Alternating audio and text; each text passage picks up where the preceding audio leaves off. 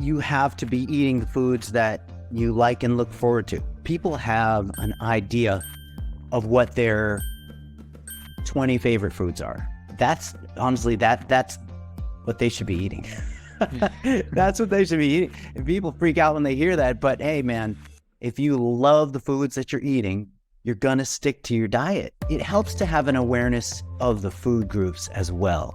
Yeah. Because when I say your 20 favorite foods, I mean your 20 favorite foods that are reasonably healthy choices across the food groups. And there's 6 of them. There's the meat or the high protein group.